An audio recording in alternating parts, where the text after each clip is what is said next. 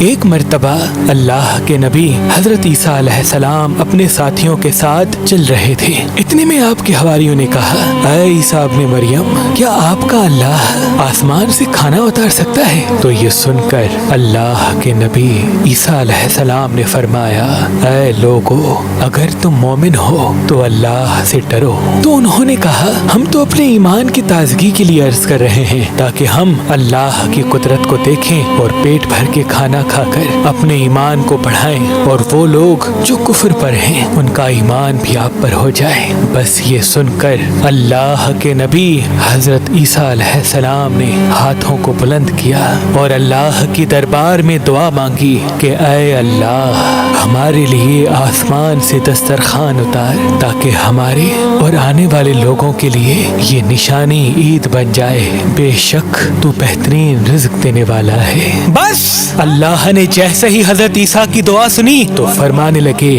اے عیسیٰ، تمہارے پروردگار نے تمہاری دعا قبول کر دی، لیکن اس دسترخوان کے اترنے کے بعد اگر ان لوگوں نے خیانت کی تو ان پر وہ عذاب نازل ہوگا جو آنے والی نسلوں کے لیے مثال بن جائے گا۔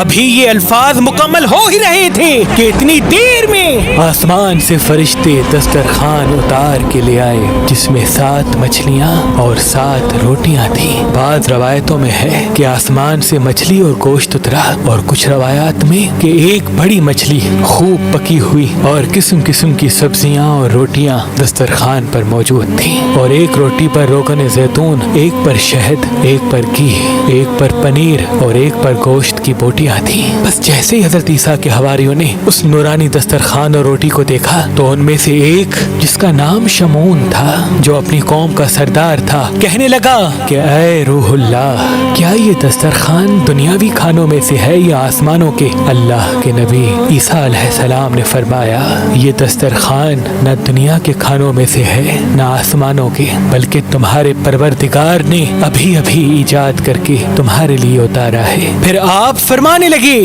خوب پیٹ بھر کے کھاؤ اور اس میں خیانت نہ کرنا اور نہ ہی کل کے لیے ذخیرہ کرنا، ورنہ اللہ کا عذاب تم پر آ پہنچے گا۔ لیکن افسوس، وہ لوگ اس کھانے میں خیانت بھی کرتے ہیں اور کل کے لیے تھوڑا تھوڑا چھپانا بھی شروع کر دیتے ہیں۔ بس جیسے ہی رات ہوئی سب پیٹ بھر کے سوتے ہیں اور اللہ کا عذاب ان پہ آ جاتا ہے۔ اب جیسے ہی سورج طلوع ہوا تو ان میں سے کچھ خنزیر تو کچھ بندر بن جاتے ہیں اور ادھر ادھر بھاگنا شروع کر دیتے ہیں اور اپنے آپ کو نوچتے رہتے ہیں۔ اللہ کے نبی حضرت عیسیٰ علیہ السلام نے جب ان کو دیکھا تو اللہ سے دعا کی، تو یوں تیسرے دن وہ سارے اللہ اور اللہ کے نبی کے نافرمان دنیا سے مر کے فنار ہو گئے۔ بے شک اللہ کے نافرمان کا یہی حشر ہوتا ہے۔ اللہ پاک نے اس واقعے کو اپنے کتاب قرآن کی سورہ مائدہ میں محفوظ کر دیا، تبھی اس سورہ کو مائدہ یعنی دسترخوان کہتے ہیں۔